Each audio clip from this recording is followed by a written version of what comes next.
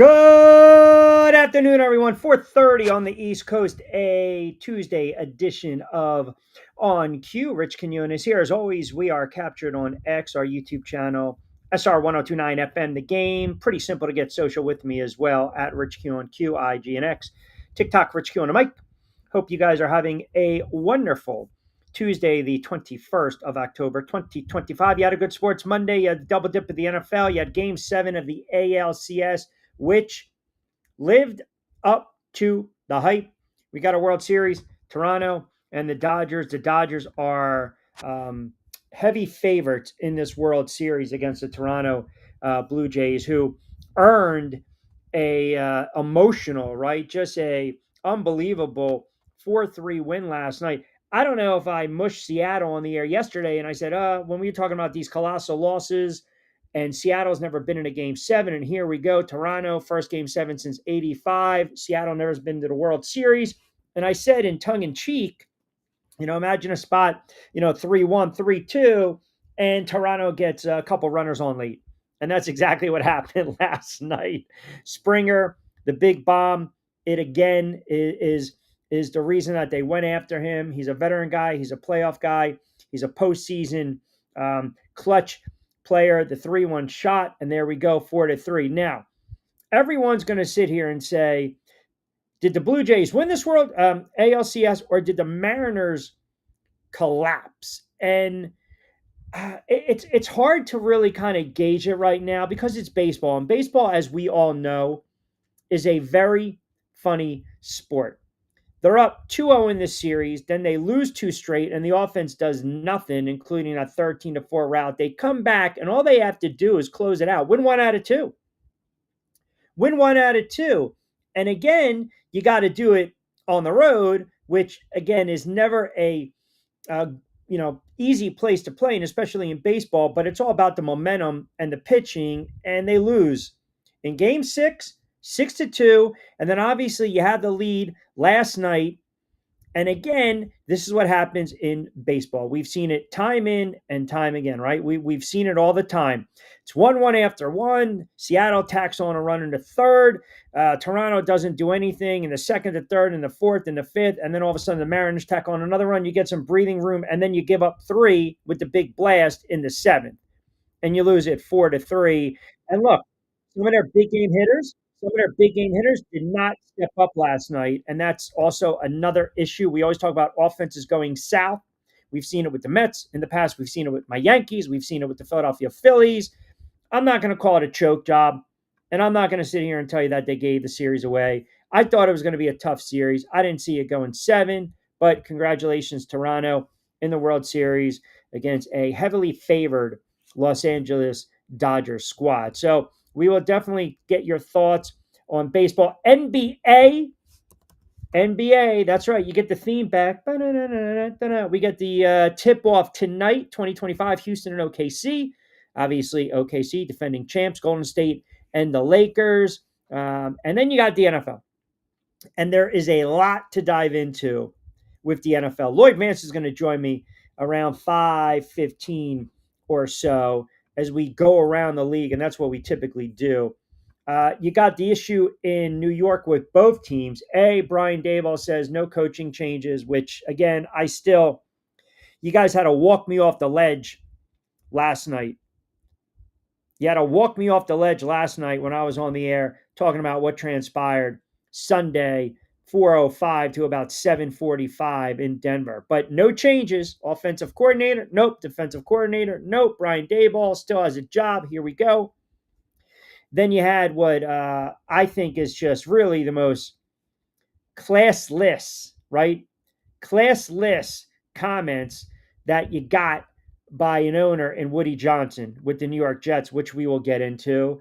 And a little bit now of some injuries taking a toll on some of these squads and some of these teams in the NFL. And we saw it again last night. How does that change? Does it change the complexion of the NFC in a game last night where, quite frankly, it wasn't even competitive? It was not even competitive at all. And I was a little surprised at, Tampa Bay's got some injuries, and they lose Mike Evans. That's a veteran player. That's a Hall of Fame wide receiver. That's a safety valve for Baker Mayfield. That was a tough loss last night. The Lions, to me, right now, are showing you clearly they are clear cut, the class in the NFC. And we'll kind of go through the 4 or 5, and then obviously we'll talk a little bit about what's going on in the AFC.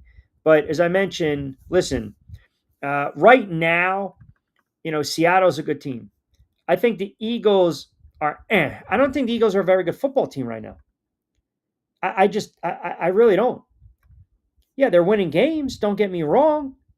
But are we overly impressed by what the Philadelphia Eagles are doing? I think objectively, to be fair, you'd have to say no. Carson Wentz stinks. He pretty much gift wrapped that game for them against the Vikings. They blew that 14-point lead against Denver, and then they got squashed by the Giants. Dallas, that's opening day. Kansas City, now you look at it, that's a solid win. The Rams, you block a field goal, and then Tampa Bay. Okay, and they could have won that game too. But you are what your record is. But they're not world beaters. They're not world beaters.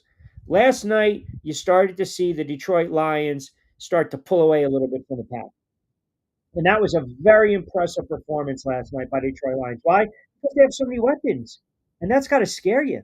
If you're looking around the NFC right now and you're trying to go mano a mano, 11 on 11, man to man, the Lions put up 24 last night against Tampa Bay. They basically shut down that offense. They harassed Baker Mayfield. And now this is a 6-2 squad, 3-0 at home. And then you got Seattle, who took care of business against a bad Texans team. So right now in the NFL, this is kind of where we're at when we always talk about the parity in the NFL, the parity in the league. And then you got the comments from Woody Johnson. And I'll tell you, man, the Jets are a poorly run franchise. Poorly run franchise. And Woody Johnson, again, he doesn't care about the Jets. He just doesn't. He doesn't care about the franchise, doesn't care about the players. He cares about making money. So Woody Johnson basically not only went to bat and he defended Aaron Glenn, which again, I have no idea how. On what God's green earth can you defend this man, because he's done a horrible job as a head coach. I mean, he's done a horrible job. So then you need a scapegoat, because we always need scapegoats in life when things aren't going our way. Woody Johnson then proceeds to throw his quarterback, Justin Fields, not only under the bus, but he ran over the kid several times. He ran over the kid. He praises Glenn for, quote, turning around parts of the team, but then added, quote, it's hard when you have a quarterback with the rating that he's got. I mean, he has ability, but something just is not jiving. You have to play consistently at that position, and that's what we're going to try to do for the remainder of the season.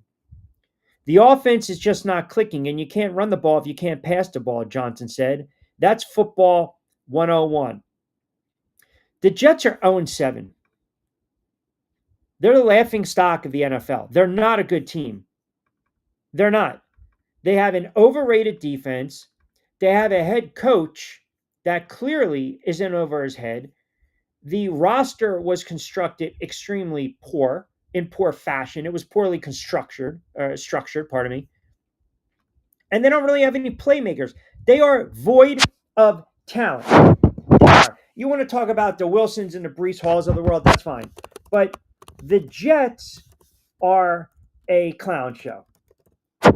And for Woody Johnson to come out and say what he said just basically shows you everything you need to know about this franchise. For Woody Johnson to come out and rip Fields is just Bush League. It's classless. It is beyond classless. It really is. And it's Bush League. And that's who the Jets are. because they don't care. Woody Johnson, do you think at the end of the day that they really care if fans show up or not? They don't. They're a clown show. But you can't go out there and put all this on that quarterback. You can't. I mean, he did, but you can't. It's a horrible look. The optics, the perception is horrible. You're pissing on a player that, oh, by the way, you felt you can build the franchise around over the next several years because he was young enough, and you're getting him low risk, high reward. But that is who the Jets are. I mean, that's really it. And I'm telling you, man, it's a bad look, and I think it also potentially will have a trickle down effect on what this team does going forward and how they respond. But also, too, think about if you're a free agent. I mean, are you really going to sit there and say, yeah, that's a landing spot for me? That's a place that I want to stay? I wouldn't. I would be embarrassed. I would be absolutely embarrassed. Why would I want to play for an owner that makes or says those comments? And the problem is when you have an owner like Woody Johnson, who's more concerned about what's going on with London and other businesses and soccer teams and all this nonsense, he doesn't care if the Jet fan turns around and says, we're not going to go to these games anymore. He doesn't care. He doesn't care. That's not where they make their money. They make their money on television contracts. So the Jet fan saying, I've had enough, I'm done, don't show up. He doesn't care. They're 0-7. They are a bad football team, but I don't understand how you have a head coach 2 weeks ago, and Aaron Glenn, who sat up there during another loss, this time against Denver, 13-11, where the offense did nothing in London, and it was an ugly game that they still could have won. And he was asked about his quarterback and said, I didn't think he played particularly bad, but he's got to play better. And then someone basically pressed him and said, did you ever think about benching him? And he basically went off on a diatribe for 10 minutes saying, that's a stupid question. That's a dumb question. Are you kidding me? No, no, no. And then you turn around against the Panthers and you bench the kid. It's a disaster for this kid, Justin Fields. He deserves better. And the Jet fan deserves better. But for the owner to come out and make those comments is absolutely lowbrow, man. Seriously, it's absolutely lowbrow. And it's a bad episode right now because ultimately what you're looking at, you've got now potential free agents that might want a landing spot. You know, they're looking around the NFL. No one's touching the Jets. You know, no one's touching no one's touching the Saints. No one's touching the Jets. Hell, I would actually be a little nervous if I'm a free agent and you're considering the Giants. The fact that their head coaching staff won't relent, won't repent, won't switch it up, won't do anything. Again, owners aren't selling teams, folks. They're not doing it. They make too much money. They make way too much money. The Jets, to me, are beyond a rudderless ship. I don't think Aaron Glenn is going to make it past 1 year, one season. I just don't. And here's a team that also, they could have drafted who? Jackson Dart? They could have drafted or made a trade for who? Shedeur Sanders? And by all accounts, it's so funny because everyone in Cleveland that you talk to, they actually like Sanders, but yet they're still going with Dylan Gabriel. Now, my theory on that is simple. Even if one was a third or fourth round pick and the other was the fifth, you got to answer to why you're starting a fifth round pick over a fourth round pick. To me, it's apples and oranges. But it just kind of shows you that they had an opportunity, right? They had an opportunity to draft a quarterback. And if they keep missing, okay, because they're the Jets. And Woody Johnson's out there thinking they got the right head coach. You thought that would who? Mangini. You thought that would who? Todd Bowles, who now looks like a competent head coach. You thought that would who? Adam Gase. You thought that would who? Robert Salah. Now you're thinking, okay, we found something in Aaron Glenn and you're 0-7. It's a bad look. It's bad football. It's bad football. And I got news for you.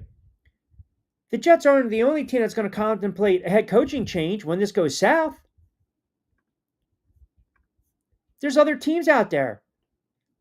Absolutely other teams out there that are going to be looking at head coaching change. Hell, the New York Giants, here's you go back just the colossal, epic, just unbelievable debacle.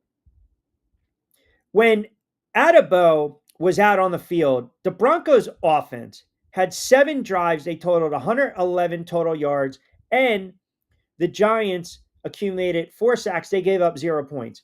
Now, when you have Deontay Banks, who, oh, by the way, was a high draft pick at cornerback, 5 drives, 300 total yards, 0 sacks taken, and 33 points. So it is about personnel, which falls on coaching. Now, yes, player gets banged up, he's hurt, that happens. But it also tells you where's the depth? Where's the depth? What about the player personnel? And this is where I'm going with this. This is exactly where I'm going with this. We talk about constructing the roster the right way in the NFL. So you bring in the GM, you bring in the head coach. Now let's build the roster. Let's build the roster. So the Giants decide in 2023, we're going to select this kid first round 2024. And they orchestrated that trade with Jacksonville. So they signed this kid to a 4-year deal worth around $13 million, signing bonus of about 7, fully guaranteed upon signing. Has he played like a first-round draft pick? The kid stinks. He's not good. So it goes to the GM who decided to draft him. So when they turn around and then they hire Shane Bowen in 2024, I mean, Wink Martindale's probably just laughing his ass off right now because they decided, or Don Wink Martindale, they decided to part ways. Basically, you just knew that Bowen had no clue and just decides we're slotting this kid as the number 1 starting cornerback. And they paired him with Flott, who's a really nice player. This kid's not a number 1 quarterback. He's not a first-round draft pick. It goes to player personnel, which leads me to my next point. You look at a guy like Tim McDonald, director of player personnel 2013. He joins the Giants 2013, 2018. Their record is 38-58. 2019, he's promoted to assistant director of player personnel. 2019, 2020, record is 10-22. Promoted to director of player personnel 2021. Till this point, the Giants are 24-51, third worst record in the NFL. The Jets are not far off. The Browns are not far off. It falls on ownership to hire the right guys, to entrust them to bring in the right coaching staffs, empowering them to make the right decisions. The Browns, the Jets, the Giants, they have not been able to do that. It's why they're a revolving door. Oh, and look at this. Wow, the Giants decide we're going to cut the kid from Rutgers that made 1 kick in his freaking college career, and then they benched him. It shows you again why this coach should lose his job, why this GM should lose his job. Even though the GM, I'll say this, had a nice draft, but again, you're going into a season where you have kicker issues again. And this kid misses these kicks the other day, so now you cut him when you had the other kicker from Atlanta, who's at least a proven veteran. You bring him in for a cup of coffee. It's mind-boggling how just absolutely clueless some of these franchises are. It really is. I mean, it's a debacle with some of these teams right now. It really is. What are the first 3 steps you take to fix the Jets? You need a quarterback. You need a quarterback. Their coaching staff stinks. I don't think Aaron Glenn's the answer. I really don't. I don't think Aaron Glenn's the answer. I don't know how he scored out during these interviews.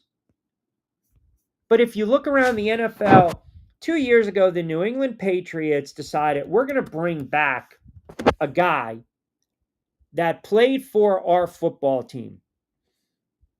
Think about this. We're bringing in a guy who is a good player. He won a lot. He won a lot as a player. Defensive Rookie of the Year, first team All Pro, won a Super Bowl. Good guy, good player. One of our best linebackers we've ever had. Here you go. For some inexplicable reason, they had to get rid of that bitter taste of Belichick, who wore too many hats and he was overwhelmed. So you part ways with Belichick, then you turn around right away and you hire Mayo. And you just knew it was going to be a debacle. Because again, he had zero. Like what you talk about the track record, the resume, the body of work, the pedigree. So here's a player that basically announced his retirement in 2016, and he was with the Pats for 8 years. Okay. So then you talk about coaching. So he was a linebacker coach. He was an inside linebacker coach. And now we're going to hire him to run the show. I mean, you just don't do that. He was calling out players, lack of effort, was combating with the media. You can't bring in a guy that played for your franchise and expect him to turn it around. It's the hardest thing to do. So what did the Jets do?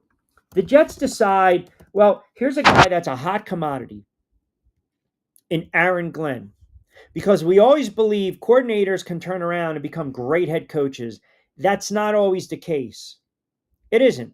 So you have a guy in Aaron Glenn who played 7, 8 years with the Jets, bounced around with the Texans and the Cowboys, I think ended his career with the Saints, and he cut his teeth. He cut his teeth. Cleveland, defensive backs coach. The Saints, defensive back coach. Hot commodity defensive coordinator with the Lions. So right away, got to get rid of Saleh. Got to get rid of Hackett. Got to blow it up. Got to get rid of everyone. Bring in a GM. Bring in a new head coach. Let's go to the guy that played with us. That's how Woody thinks. Here's another thing. We got money. We invested in this defense. We want a defensive-minded coach, defensive-minded coordinator with experience. Look at the job he did in Detroit. So a lot of pressure now is on Aaron Glenn to come in and make it work. And, where the Jets have been at over the last several years, they haven't really drafted particularly well. So when he comes in, he's hired. Now all of a sudden, you got to pick and choose. You got to bring in your guys. You construct a staff.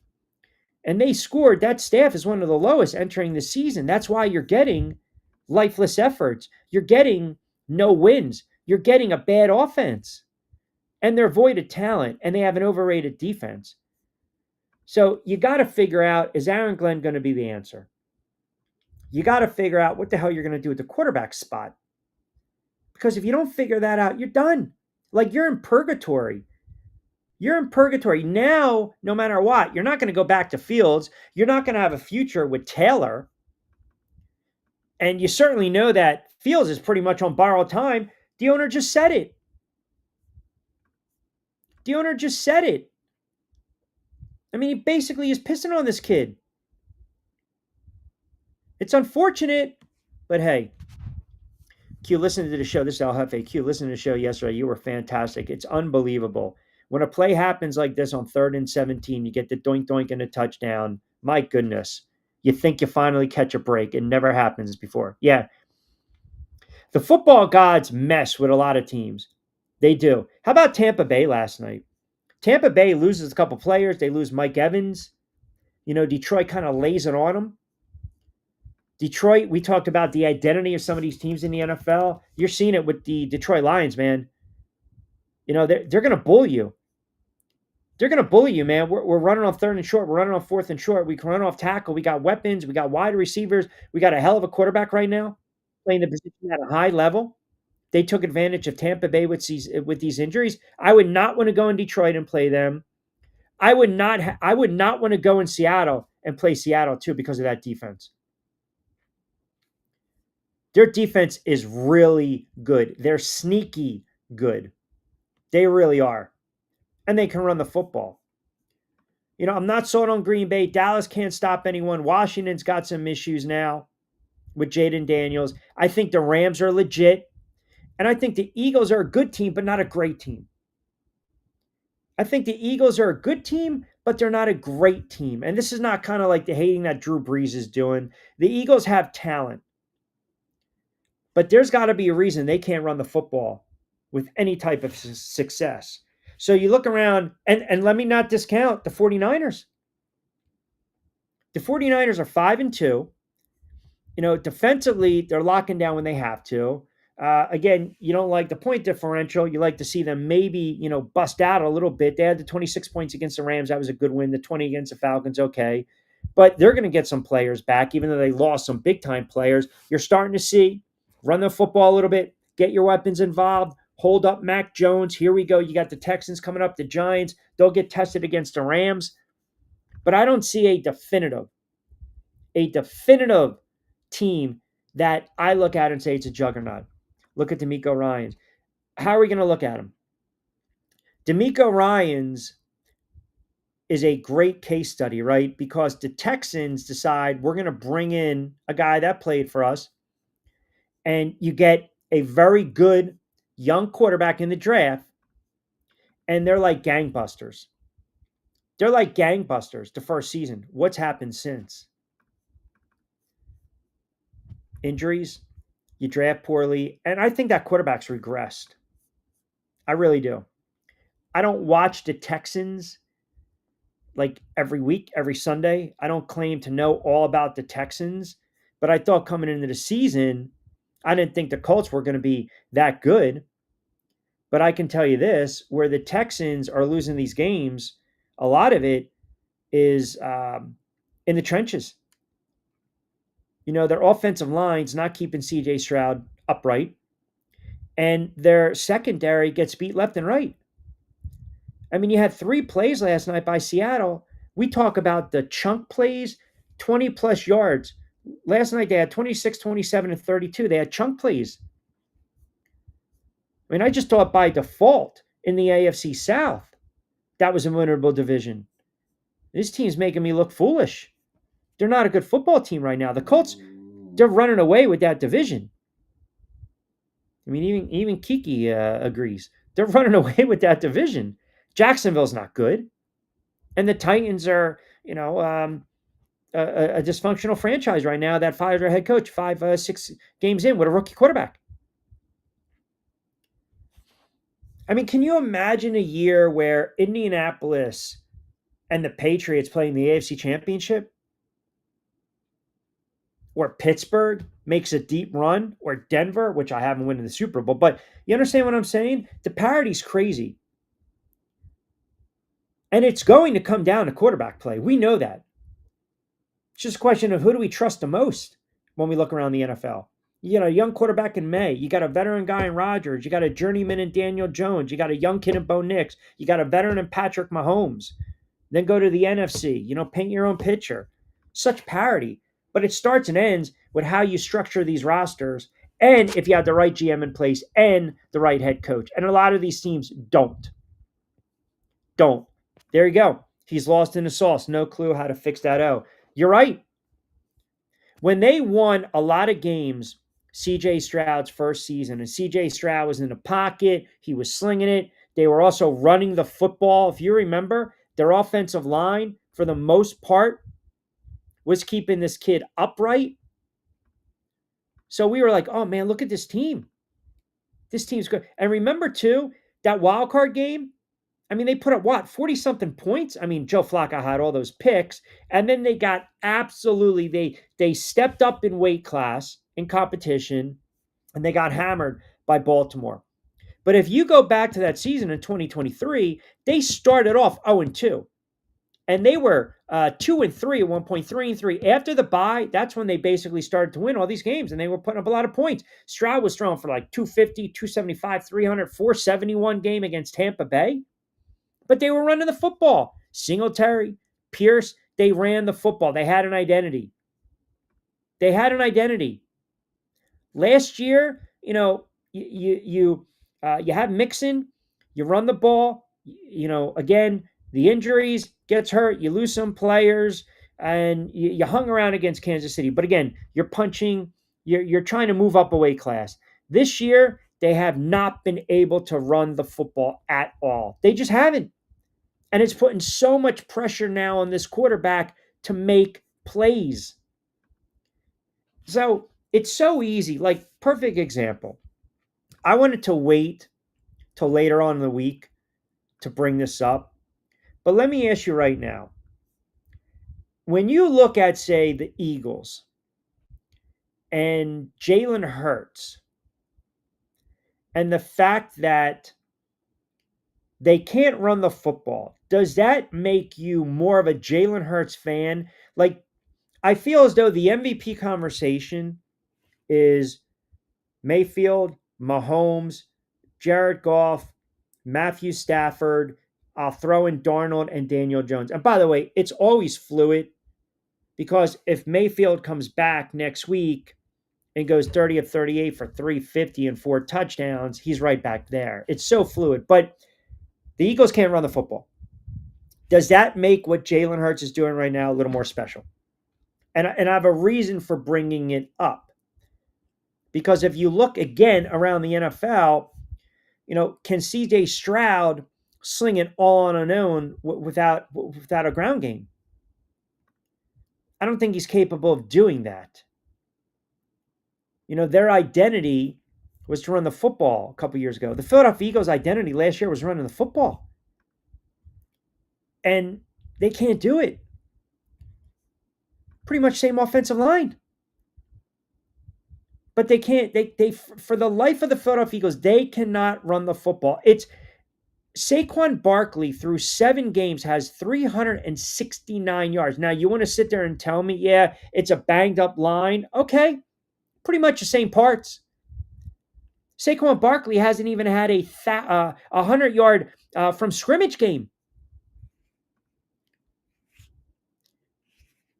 So Saquon Barkley last year was averaging close to 6 yards a carry. Do you know what that does to an offense?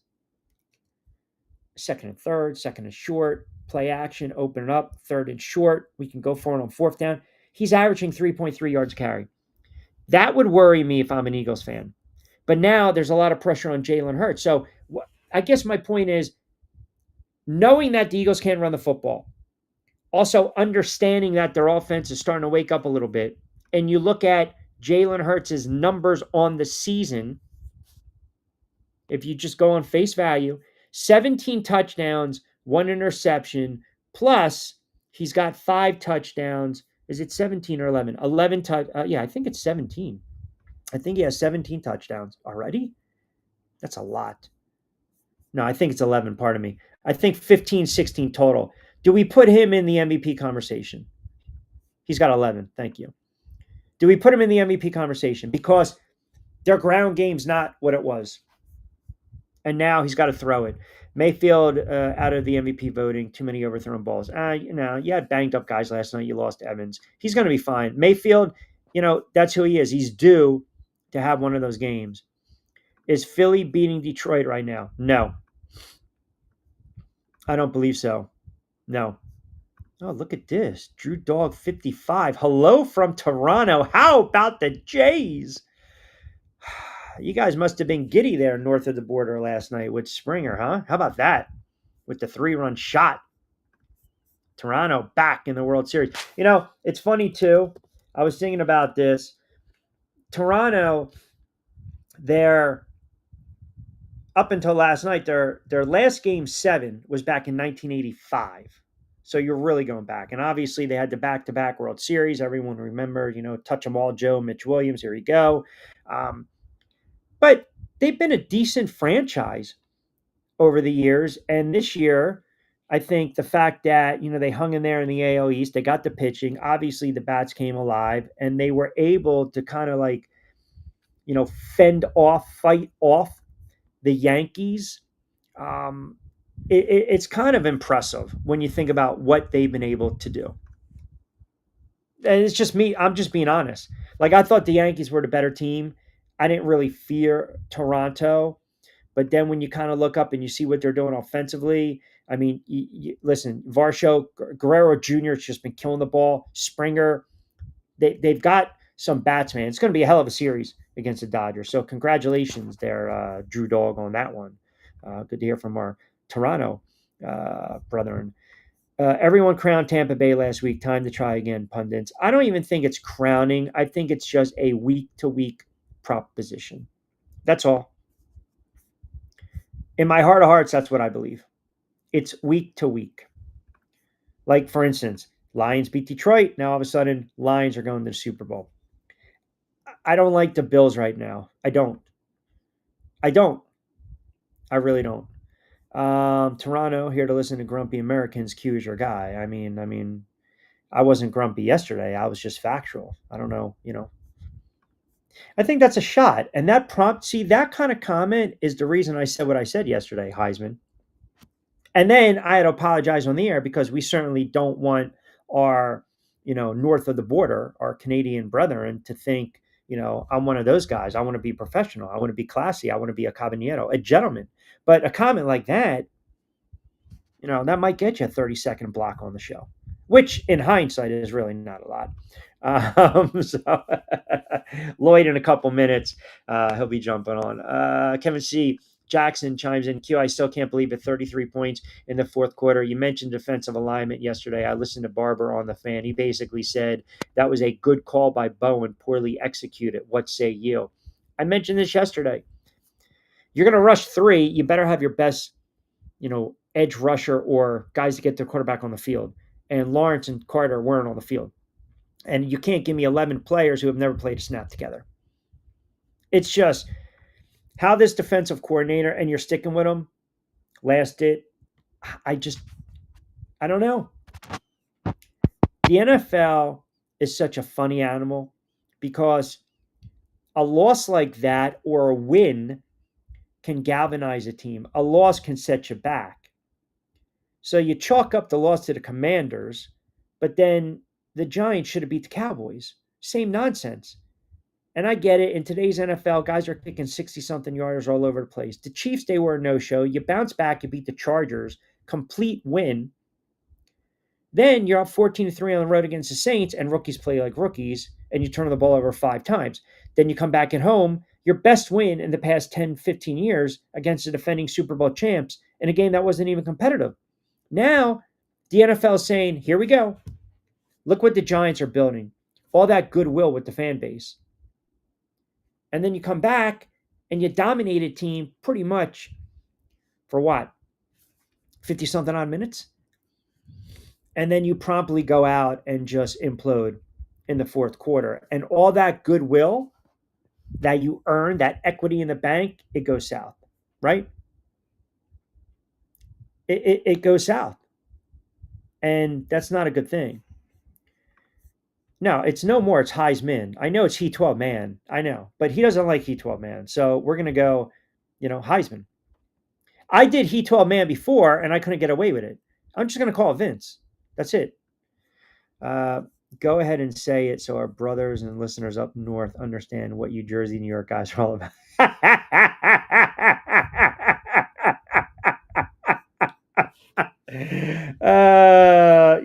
It's unbelievable. You and the man control all you want. I'm not going to do it. Heat 12 man, a.k.a. Heisman, a.k.a. Steelers fan, flip-flopping Jacksonville fan, now finally admitting Trevor Lawrence is a bad quarterback fan. I'm not doing it because that's what you guys want. See, yesterday, you guys tried to goat me. You tried to get me to basically just have the head implode on the air. I wasn't going to do it. So you know what? I just appreciate the fact that you keep it locked in on cue with me. That means a great deal to me. You are without a doubt a gentleman, and I appreciate the fact that you comment on the show consistently. You are genuine. You come with passion with your opinions and your insight, and you add so much to the show. That's why I'm not going to go back and have a moment like I did yesterday. Because let's be honest, I was not in the right state of mind yesterday. I think we can all. I think that's fair. I had people doing a wellness check. I had the PETA people come. They wanted to check on Kiki. I had fresh roasted. They were blowing up my phone. They wanted to make sure I had my fresh roasted. If I had my, my straight decaf, I said, to hell with that.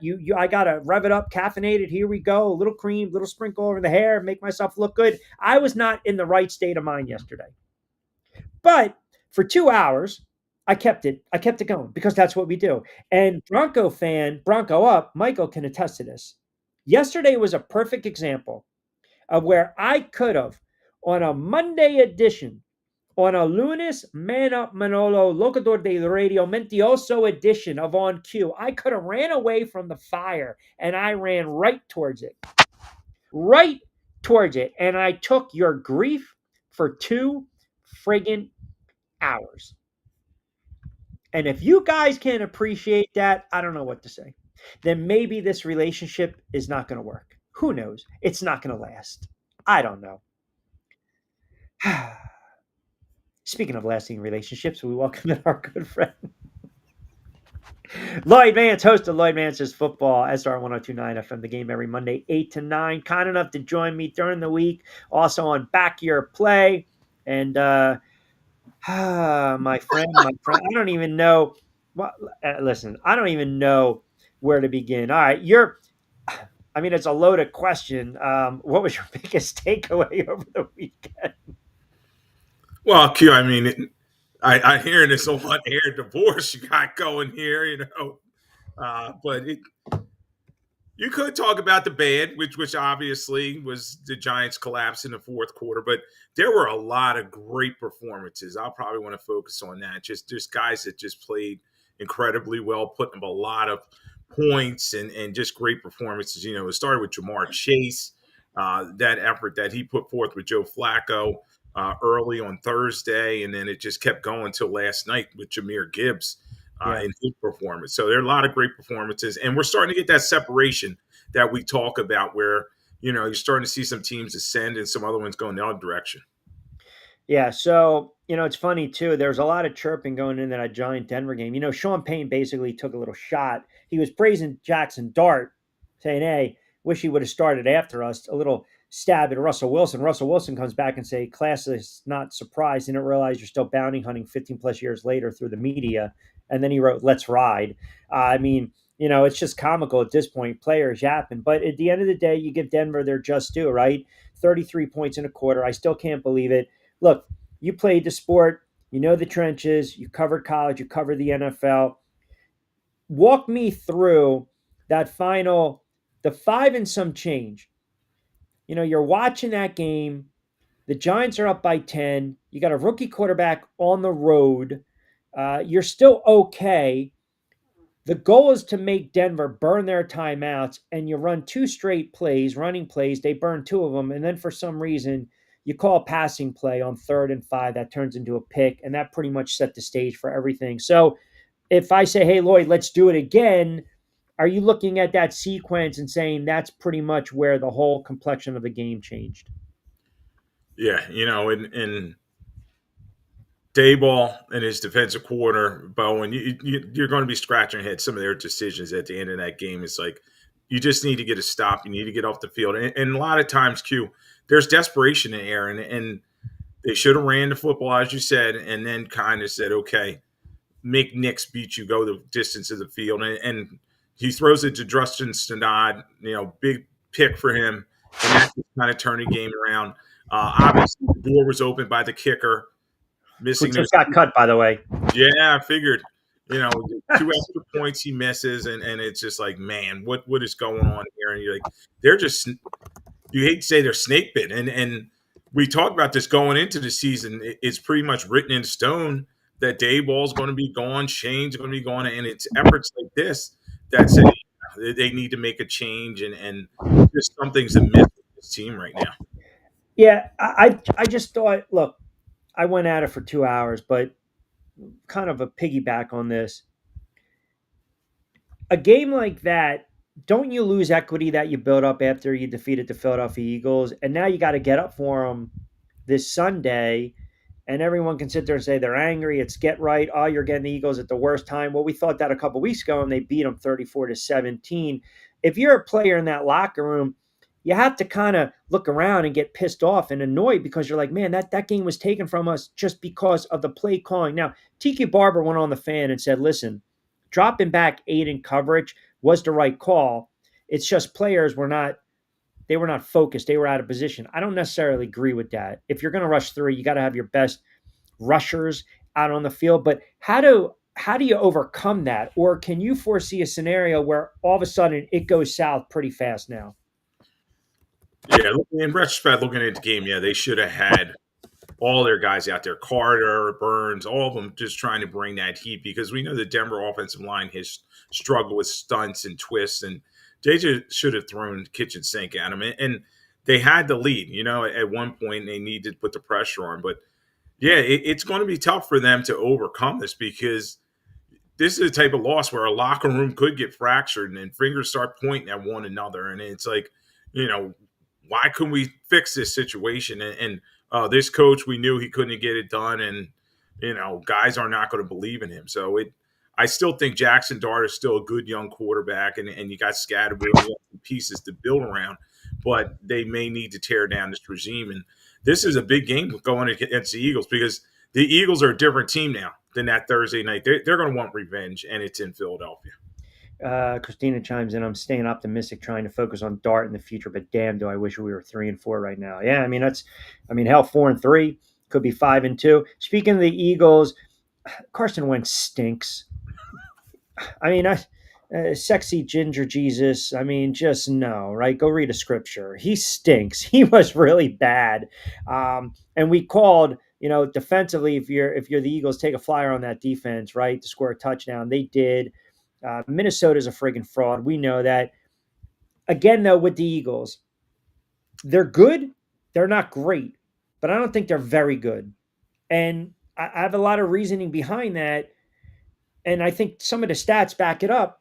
But if I'm an Eagles fan, the concern right now would be what's going on with the ground game. Do you really want to put all the pressure on Jalen Hurts to throw the football, right? When you have a back in Saquon Barkley, what do you attribute this drop off to? He goes from about 6 yards a clip last year to about 3.3 this season. Is it banged up offensive line? They're not getting him into the mix early. What do you attribute this drop off to?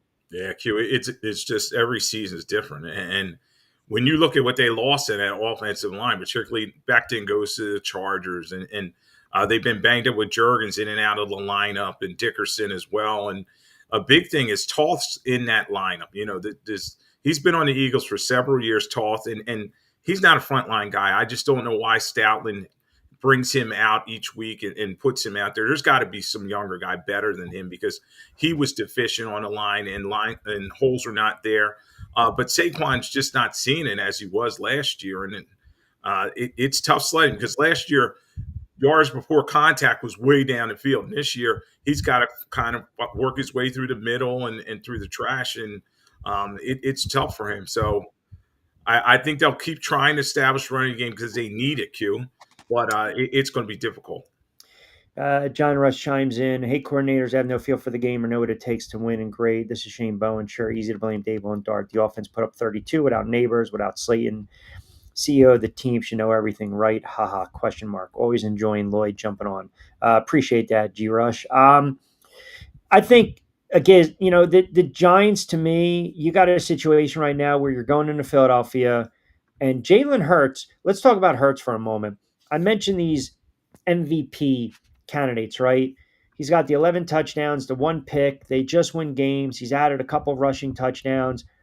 Do we look at Jalen Hurts differently this season because they haven't been able to get the ground game going? Does that make him more of a viable option if we're thinking about MVP in the NFL?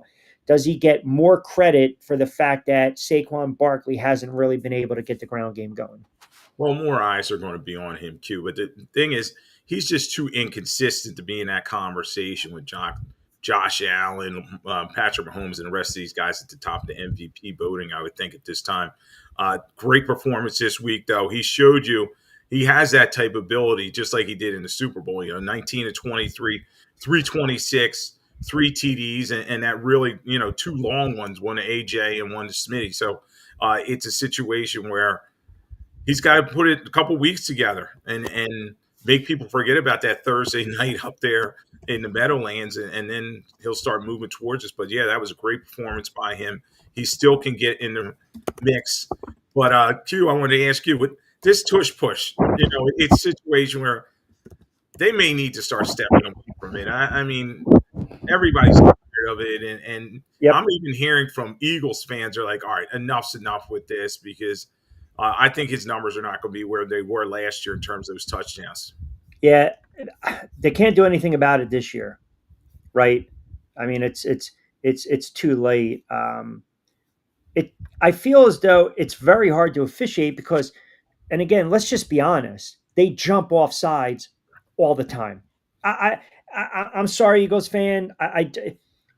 They just jump off sides all the time, and I think Troy Vincent either said yesterday or today that it's been such a frequent topic of conversation that it's starting to kind of wear on everyone, kind of like wearing thin, so to speak. Because look, if you go back, didn't they say during week 3 start to call it a little differently? And I think it was against the Denver game. They jumped so many times. They did it against the Giants too. So uh, I'm kind of over it, but yeah, it's just if you're going to sit there and enforce the rule of you're going to penalize a team for false starting, right? And here's the thing, correct me if I'm wrong, because I was doing a broadcast last Thursday night.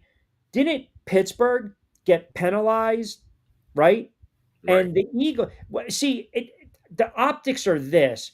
They ran it 4 straight times against the Giants, and it's like, come on already. But Pittsburgh got called for the flag and the penalty, but the Eagles don't. So there's got to be something missing. And look, as far as the officiating, the Giants lost that game because they couldn't close the deal. But there were a lot of calls that went against Denver and some calls that weren't called in favor of the Giants. Officiating the NFL, we know it flat out, it's very inconsistent and it stinks. But I have no idea what they're going to do about the tush push because it's not really football at this point.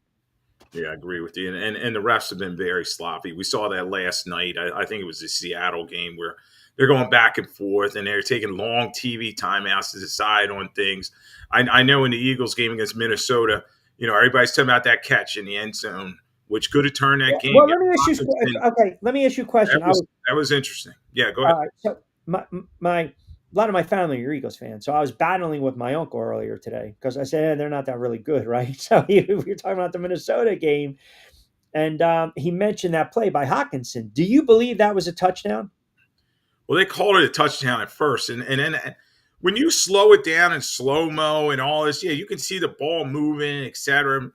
Number one, Wentz made a terrible throw. He shouldn't have had to dive for it the way he did. But you know, I thought it was a TD. But then they slowed it down, and then lo and behold, yeah, it it moved a little bit and enough for them to say he didn't survive the ground, et cetera. All that great term, and they're turning around. So the Eagles were fortunate. They had some big plays in that game. As you said, Wentz. He's a terrible quarterback, still making bad decisions after all these years. With JJ McCarthy's injury, though, with that high ankle, he's not going to be back this week, and they're still stuck with him. So the Eagles get a win, and they cannot sleep on the Giants. Rams played really well. Stafford putting up MVP numbers. The Bears got another win, right? Caleb Williams starting to find his way. I think I went back and I literally called the score 31-6, Cleveland against Miami. Tua Fish stinks. Tua is bad, man. That's on me for saying give him the money a couple years ago. My question right now is, and I feel like we're repeating this, does McDaniel last? Like, what's the point of keeping this guy around right now? Yeah, Stephen Ross, the owner down there, has got to be looking at McDaniel and Tua and this whole mess and just thinking, all right, we got to make some changes here because yeah, Q. I don't think he makes it through the whole season. The way this team is playing, the effort that Miami put forth, and they're just a sloppy team with penalties, and they're another one. They can't move the football. They can't stop anybody. Dylan, Gabriel's a young quarterback, and he kind of picked him apart. And Tua, as you said, was not helping himself. 3 interceptions in the game, holding the football too long, which caused 4 sacks. And I don't see it getting any better for Miami anytime soon. All right. Speaking of not getting any better anytime soon with the trade deadline right around the corner, how about Woody Johnson not only defending Aaron Glenn, defending a head coach that looks ill equipped to be a head coach in the NFL, but then not only backing up the bus on the quarterback that you signed off on He went forward, sideways, up and down the runway, the freeway, the ramp. I mean, you're an owner.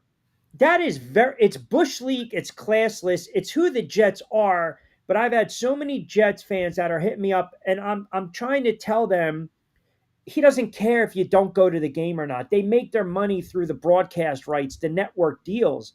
But I mean, if you're a player right now and you hear an owner say that, that's got to leave a bad taste in your mouth, does it not?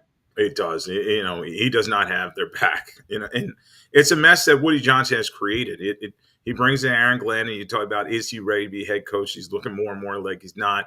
They signed Justin Fields to a 2-year contract, and Justin Fields, let's face it, he is who everybody thought he was. He's a guy. He can make some good plays with his legs, but he's not an efficient thrower of the football. A guy you can count on week in and week out. So yeah, they're going to move on to Rod Taylor. He's 36 years old, but the offense looked more efficient with him. Mason Taylor was getting his catches, and the running game got going a little better without him. But 0-7, and it's just getting ugly. But if again, I just don't understand what was the point. You're defending a head coach who, oh by the way, got pissed 2 weeks ago when a reporter pressed him on benching Justin Fields and basically said that's ridiculous. And then a week later, benches the kid. So, like, that tells me there's no rhyme or reason to what Aaron Glenn is doing. Like, we had a couple guys, said, hey, how do you fix the Jets? And I don't think Aaron Glenn is the answer. That's number one. Okay. Second of all, they need a quarterback. And let me just hold on a second. Man says, hello, Christina. Q, can you tell Christina I said hi? Yes, that's fine. Christina, Man says hello. Pleasure to meet you. We'll get her on the chat. Now, back to the Jets. How do you fix them? Well, the Jets, they're a mess, Q. And I would say what they would need to do is tear this thing down and begin anew. But, it's been a long time, 2013 since they won a playoff game. And it's just season after season where they just don't have a plan. And, it's between them and Cleveland as the worst franchises in the National Football League. But even Cleveland has some glimpses, with Myles Garrett. And it's just something they can't fix in season. So they're just going to have to let this thing play out right now. They look like they may be in the top 5, I'll say, but they may have the top pick overall. And yeah, I would say go get a quarterback, try to build around him.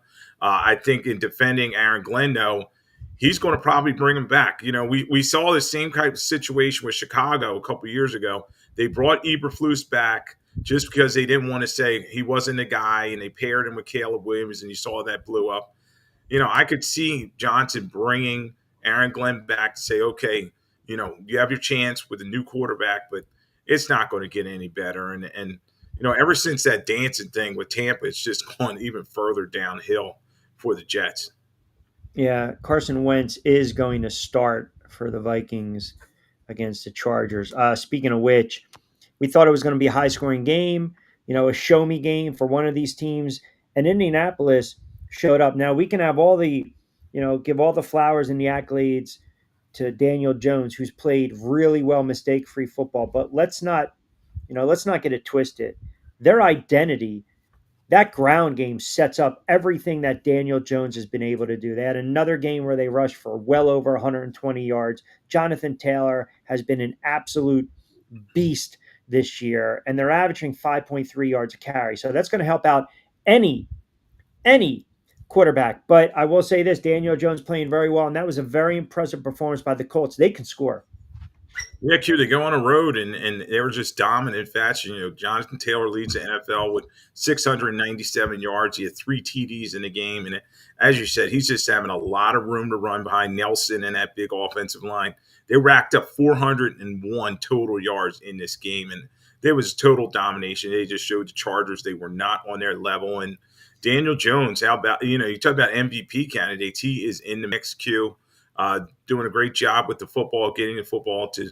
Don't forget about their rookie tight end and Pittman and all the other weapons. And their defense has got some teeth as well. DeForest Buckner, 2 sacks in the game. Nick Cross had a big interception in the end zone that turned this game around. So they have a layup kind of this week against the Titans, and I expect them to keep having that number 1 spot in our power rankings. I got called out because everyone thought I was trolling the situation. Jets need to trade for Sanders and at least get some buzz and a cheap quarterback option. Didn't I mention this a week ago? Yeah, Didn't I yeah. mention You were saying Cleveland's sitting there. Use him as a chip. You know what I mean? We all go back to the draft. Like, why did they even bring him in if they're going to sit him behind but Gabriel? here's the pushback on that.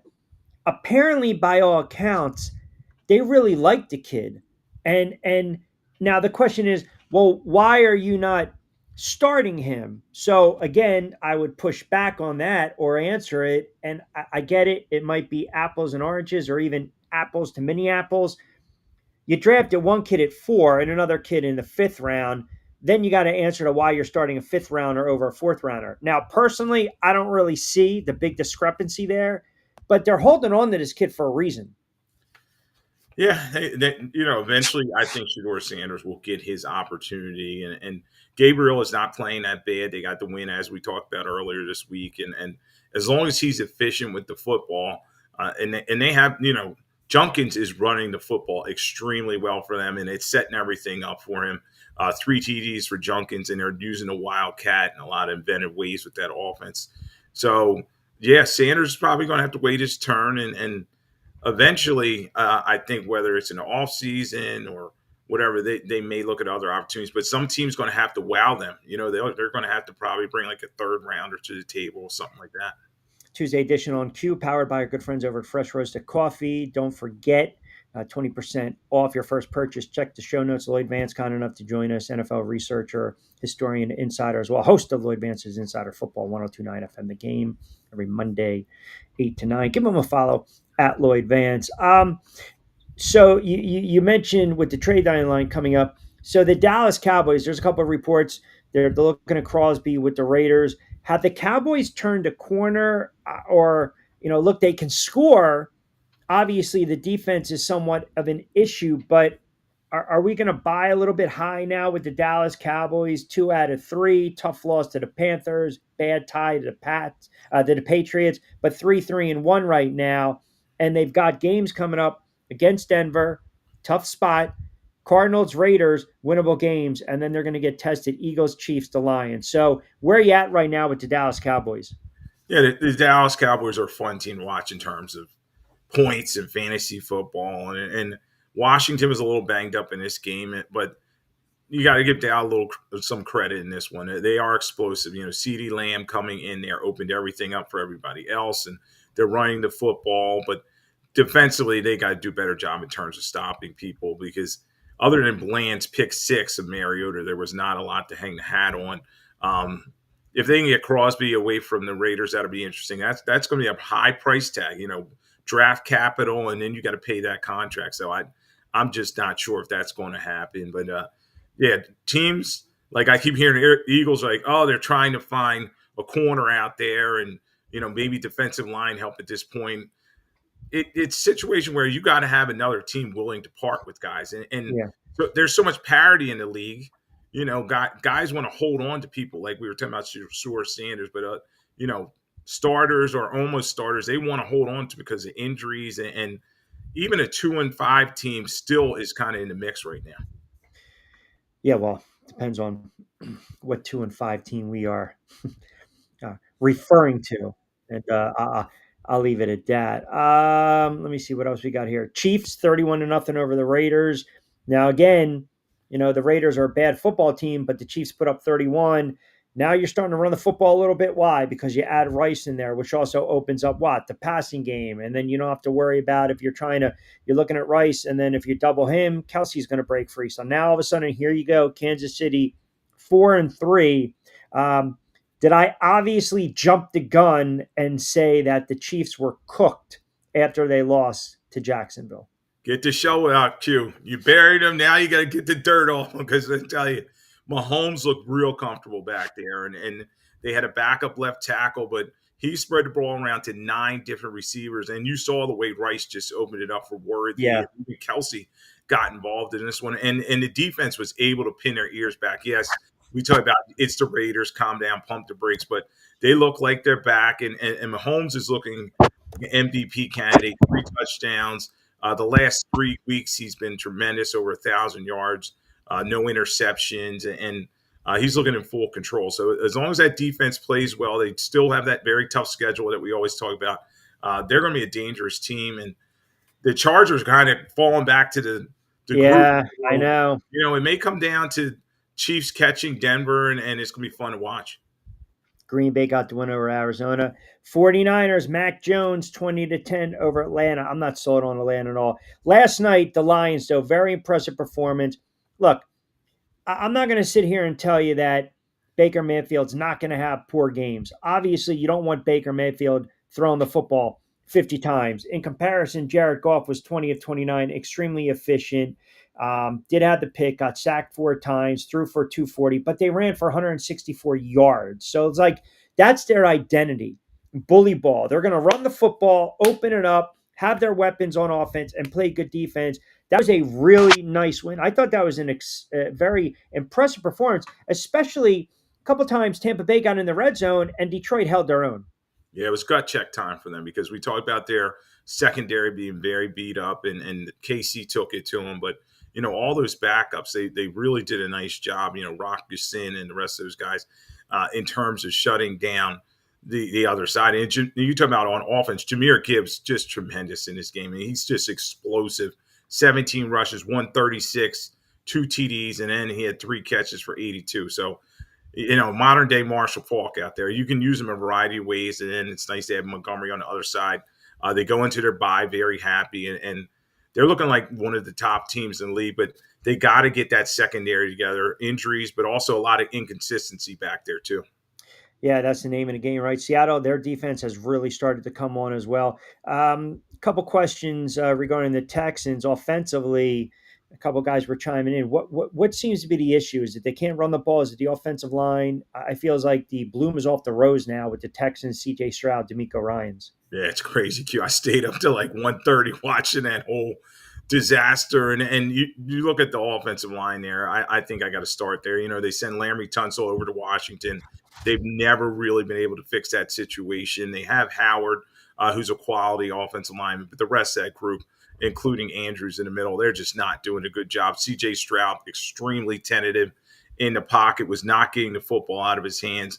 And then when you look on the edge, they just have no playmakers. They're really missing Tank Dell and even Nico Collins. Every ball's contested, and he gets concussion late, and he nobody else except Schultz out there. So you talk about the running game too. Chubb, unfortunately, I think his career is close to the end. So difficult situation for them. But yeah, it was ugly for Houston last night. Pats fan on X chiming in saying, Q, what do you guys make of Drake May? I think he just jumped Baker Mayfield. Now he's got the third highest odds to win the MVP this season at plus 600. I think there's only two other quarterbacks with shorter odds or higher odds, would probably be Allen and Mahomes. But it is fascinating. Like Stafford, 5 touchdown passes, boom, right? Mayfield off night, Jared Goff efficient, Josh Allen doesn't play, Mahomes plays, they blow out the Raiders, and then you have Drake May and New England right now. Am I overstating this by saying you have to start to take New England as a serious, legit threat coming out of the AFC with a young quarterback, playmakers, a very good coaching staff? They constructed the roster properly as opposed to what they were able to do or not do a couple years ago with Mayo. Do we look at the Patriots? Yes, they blew out the Titans 31-13, but are they a legit team that can maybe threaten the Bills in the AFC East and make a deep run to the playoffs? Well, that was a statement win over the Bills a couple weeks ago, and early on in this game, it was a little hairy there against the Titans, and they got behind, but then they kind of really pulled it together. Stevenson running the football and protecting it as well. 18 rushes, 88 yards, 1 TD, and then Drake May, 91% completion percentage. I mean, he was just very efficient with the ball. 7 different receivers, and yeah, you got to take them seriously because that defense with Gonzalez and the rest of those guys, they can play with anybody. You saw that as they frustrated Josh Allen. So they're beating up on some cupcakes right now. The Titans, the Saints. I think they have Cleveland coming up. But it's a situation where that record's going to be nice, and they may have a chance to host a playoff game. Michael wants to know, can you ask my man Lloyd, is he a Bo Nix guy? We are always looking to add more Bronco ball fans. That play, he basically closed his eyes. I mean, let's be honest. You drop back 8. He didn't really do much. And again, I'm a Knicks fan. I got him winning the Super Bowl. That was painful for me. I was torn. It was like that song, "Torn Between Two Lovers" back in the day in the 70s. Are you are you a Bo Nix guy? Yeah, I'm not a go Knicks guy, I would say, but I A do Bo think. Nix fan. Yeah, I think he's impressive. I do think he's impressive, Q. You worry about that sophomore jinx. We're seeing it. Stroud struggle early in his career, but May, Knicks and May, they're both of them are very efficient with the football. They're spreading the football around. You would hope that Denver would find more of a little bit of more running game That's with it. Their Harvey, offense stinks. Harvey and Dobbs. They do have Bowles up front, and those guys taking care of business. I like them getting the football to Evan Ingram and Stutton and the rest of those receivers. So yeah, he's doing a very good job. And I like that he uses his legs when he needs to avoid pressure and also on design runs. Yeah. What do we got here? All right. Lackey, game ball. I mean, you can give the lackey, next fan, you can give the lackey to not only Brian Dayball, Joe Shane Bowen, the friggin' kicker that did nothing at Rutgers, got benched, and then they just cut him. You know what? Give the lackey to the Giants, please. They deserve it. There were so many choices on both sides, and you got to give a shout out, just honorable mention to Justin Fields, Carson Wentz. Oh, Carson Wentz is so Just, bad. I mean, that pick six to Jails Hunt, that just said it all in that game. But I gave it to Tua Tagovailoa. Oh, yeah, that's right. Another six Awful. pick six. Yep. 12 of 23, 100 yards passing, zero TDs, three interceptions, sacked four times. And then once again, he opens his mouth too much. You know what I mean? I think the locker room is not believing in him, and it's just an ugly situation there with Miami. And it was kind of an embarrassing loss to Cleveland. So I'll say I, Tua is the lackey. yeah, listen. So that is that's a pickle of a contract, right? And I'm of the belief right now, you got a quarterback coming off back to back 3 interception games. He just does not look comfortable in the pocket. And look, I get it. They lost some weapons. A couple years ago, he was getting the ball out quick. He wasn't getting concussed. Remember, they ran the football. They were scoring 30 something points a game. But now you're in a situation where if they want to bring back the coach, you can't bring back the quarterback. Like I feel this. I feel this is exactly what the Giants went through with Dayball and Daniel Jones, right? Because Miami did make the playoffs just like the Giants did a couple years ago. Tua got paid on that, just like the Giants paid Daniel Jones. Then Daniel Jones struggled and got hurt, just like Tua did. And now it's like, okay, we went in a different direction. In the Giants' case, they got rid of Daniel Jones and they drafted Dart.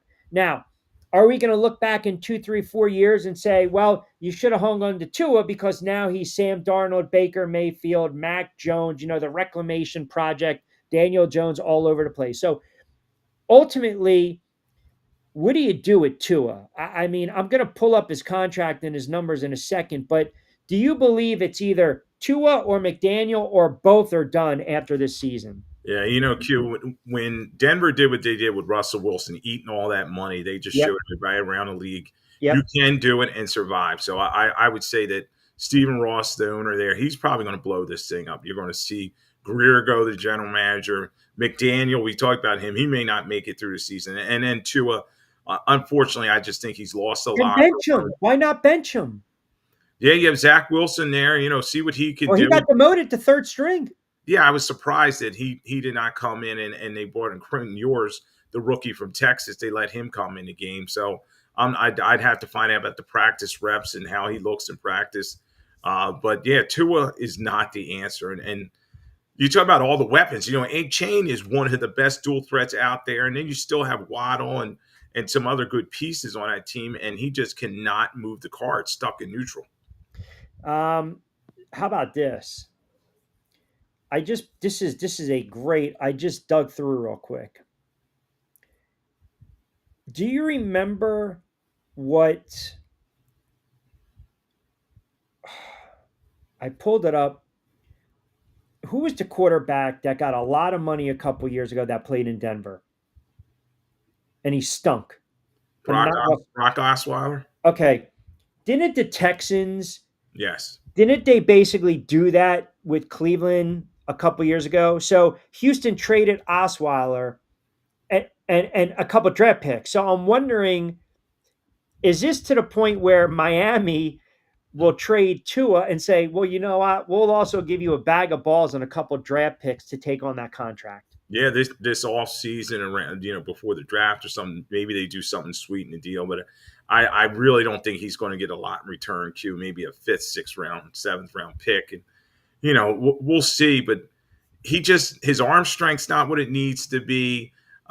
Sometimes I question his preparation because Q, when he was playing really well, like when you're talking about the running game was going, Yeah. the offensive line was blocking well, and he had all those weapons, particularly Tariq Hill. Just he's wide open. You know what I mean? Easy throws, and when he's pressured and has to bring a team back, he just can't do it. Vince chimes in. If we're being honest, Nick's goes through stretches where he looks terrible. That's a problem. I say very inconsistent at times. Yes, he's a young quarterback, but Sean Payton, it's all about the scheme. He's going to have those designed short throws. And let's not forget their defense with Vance Joseph's group is the calling card. I mean, Bonito and the rest of those guys, they're getting tremendous pressure and short fields for the offense. Game ball. A lot of choices this one too. Yeah. Well, let me see. Game ball. Let me walk through. You got Stafford, 5 touchdown passes. You got the old man Joe Flacco for 342 and a couple zingers. Williams looked good. May looked good. Mahomes is Mahomes. Hurts put up, modest numbers. I mean, Herbert had over 400 yards, but that was a loss. I'm going to say you're going to give it to the old man Joe Flacco. Oh, you were close. I mean, Flacco, 31 of 47, 342, 3 touchdowns. I mean, that was just incredible. I mean, throw the ball to Jamar Chase every time. He's looking good, and Browning's sitting there like, man, why couldn't this be me? But I didn't give it to Joe. I didn't give it to Michael Parsons. Got to give a shout out to him. Sloppy effort by the Packers against the Cardinals, but they get to win. 3 sacks, 10 pressures by him. He saved their bacon with that late sack. I did give it to Matthew Stafford over in England, spreading the football all around. 5 TDs. He throws 3 to Devontae Adams. Big win for them. And then on the other side, you're going to start questioning the Jaguars in this one. You lose 35-7. Don't hurt Vince's feelings right now. They were inept in this game. Yeah. But get back to Stafford the game ball. He's on a hot streak, 12 touchdowns, no interceptions in the last 4 games. So I gave it to him. Kevin C chimes in. Q, by the way, he's a big time Giants fan. I went back, I watched the game at nauseum. I can pinpoint about 6 or 7 plays that didn't go the Giants' way. But the bottom line is this: I'm curious. Do you and Lloyd believe that Jackson Dart is a franchise quarterback? It's a very small sample size, but the 4th and 19 conversion, I'm like, okay, they got something with this kid. I mean, he's going to play like a rookie. I'm torn because if he plays well and Dayball coaches him up and they win a couple games, you know where I'm going with this. If they win a couple games, that's Dayball's justification now, or the argument he can make to Mara to keep him. Right. And then the problem is if you fire him, now you're waiting to see what this kid does in year number 2, which typically in the NFL, quarterbacks take that major leap, that jump 95% of the time, right? Year number 2. So now do you bring in another head coach and a new coordinator? And that might stunt his growth. So it's like damned if you do, damned if you don't. Yeah, it's a tough situation, Q, when they decide to come back with this regime. But in terms of Dart, I think he's as a young quarterback, he's growing, and we too small a sample size. We got to wait and see to the end of the season. I mean, halfway through, he's brought some excitement to this team. They needed to bring him in, and because let's face it, Russell Wilson was cooked. But what you like about Dart is he team seems to rally around him. They like him. He moves the football with his legs. He gets out of pressure, and he has a pretty good arm. So sometimes you question his decision making, but you'd like to see him have a full season with Malik Neighbors as well. So I think in the next 2-3 years we'll have our answer. But yeah, right now he's looking like he's on ascending towards being QB1. Joe D chimes in. Q, did you see that Graham ended his quick retirement, signed with the Eagles? You think that's going to be a difference maker? Not at this stage of the game. I mean, listen, Smith retires, right? You got a very depleted group, so obviously, um, their pass rush is not as good. I mean, if you look around, you obviously you had the departure of Graham, now back. Josh Sweat, Smith Jr. on the IR. They're just not where they were last year. I don't know. I think he gives them maybe an emotional lift, but again, it's not the Graham that had the strip sack of the strip sack of Tom Brady a couple of years ago. So I don't know. I mean, you're trying to add depth, right? Yeah, you're adding depth and leadership. You're bringing that veteran leader, somebody that can show these young kids the way. Maybe he'll help. I hear, him and Carter are close. Maybe he can help control Carter's temper and keep him. He's done nothing this year, even though we did mention him, right? Make a play He, or two. he had that big hit that caused that fumble, Yeah. and that was a big play in that game. But he's got to get that consistency. And Graham, as you're saying, at his age, it's more leadership move, and hopefully he can be like a coach on the field for the Eagles. But they need more of a pass rush. Nolan Smith injured, just not getting enough from the rest of the guys. Man says, side note, thank God the Monday night doubleheaders are over. I can't, I complain about everything, and I have my pet peeves with everything. The three in the booth on the double dip, I can't take it. I just can't.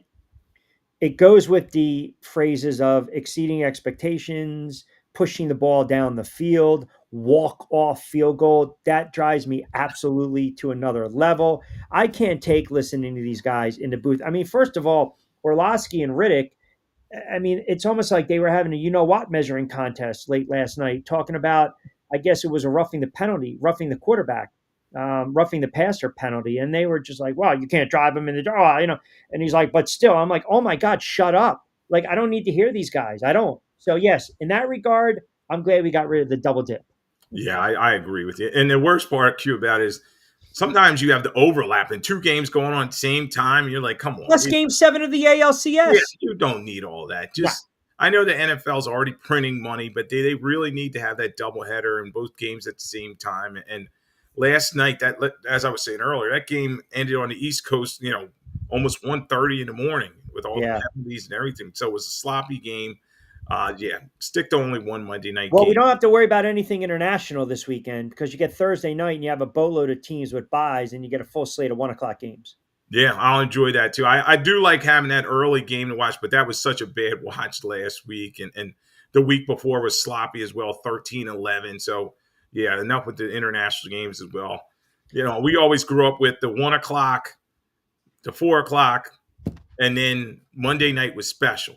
Why not get back to that? We were talking about this. I know we got a minute or two, but we were talking about this yesterday. I don't know. The show went off the rails, but we were talking about CBS, Pat and John doing the game. And then, as a kid, where they would show 2 minutes remaining, and then they put up the screenshot, the image of, 60 minutes except on the West Coast, Murder, She Wrote, and then the Sunday night movie. And as a kid, that basically signaled the end of the weekend. And you're like, shit, I got to go to school on Monday. But you remember they never really would show the score of the game. They would flash it intermittently during the games, during the broadcast. Yeah, they would. They would. And we all had that uncle that was, worrying about his bets. And he's like, they're not showing the score of the game. And then you had the old school radio, whether it was 660 up in New York or down here in Philly, the game was on. Or you had to call sports phone. Oh, you had to call sports phone, right? Yeah. Yeah, it's They're never going to scrap the London. They're never going to scrap the international games. They make too much money. I'm telling you, there will be a team based in Europe soon. yeah, correct. And then when you saw the way that they prepped, the Rams prepped, they stayed all week in Baltimore, and then they flew out for the game, played the game, and then got out of there. So they showed that teams could still do that. Real quick, a lot of reports coming out. I don't know the buzz. The Cowboys are closing in on a trade for Raiders edge Max Crosby. Well, I'm that's Jerry. seeing, Yeah, yeah. Jerry Jones making that splash. He's still got the egg on his face from Michael Parsons. So maybe he'll bring in Max Crosby, and we'll see. All right, brother. So let me see. That's right. The permanent score. Actually, ESPN did that on Thursday night telecast. I Remember forgot. Yeah, too? The yeah, they were Thursday one of the night first ones to telecast. have that Thursday night Yeah. game. But you're right. Yep. But you're right. Be right on that. That Fox keeping that in the top corner back in the day, which was great because you're not panicking, right? Like now you get the timeouts and the time and all that other wonderful stuff. Yep. All right. I know later on the week you and I are going to drop another edition of BYP. I know we're going to hopefully pop you on Friday for a few. We'll start to look ahead to some of these games, but everyone can catch Lloyd. Now, did you do the show last night or is it tonight? We're going to do, especially Wednesday night one. We had some production stuff going on, so we're going to do Wednesday night. Oh. Kevin's back, so we're going to get it going. So join us, and we'll talk about everything this week and get ready for next week. All right, 8 to 9 on SR 1029 FM, The Game. And of course, follow Lloyd at Lloyd Vance on social media as well. All right, brother. I All right, always Q. appreciate you. Thanks for having me on, man. All right, you got it. My guy, Lloyd Vance. Excellent stuff as always. Good stuff with the comments. Got to start wrapping it up. We are going to be back in the saddle manana for a Woosah Wednesday. Just let you know. A Woosah Wednesday manana. What is the batty business cue? You painted your fingernails white. What are you talking about? No, they're just clean. What are you talking about? Fingernails. I just have clean fingernails. What? I mean, I'm well groomed. What do you want? What is this? My goodness.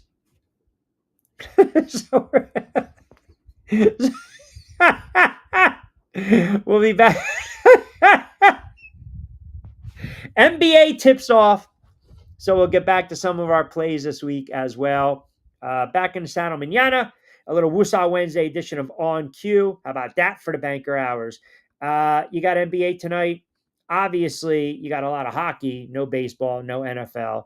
But there's always going to be something to talk about tomorrow. Exactly. All right. Good stuff from Lloyd Vance. Appreciate you guys keeping us locked in. Have a wonderful Sports Tuesday. Don't forget, we're powered by our good friends over at Get Ready with Tea, Three Brooks Bourbon, fresh roasted coffee, and Played Again Sports. Have a good Sports Tuesday. We will talk to you tomorrow. Woosah Wednesday edition of On Cue. As always, I'm Rich Quinones. Be safe, be sound. Hasta luego, buen día.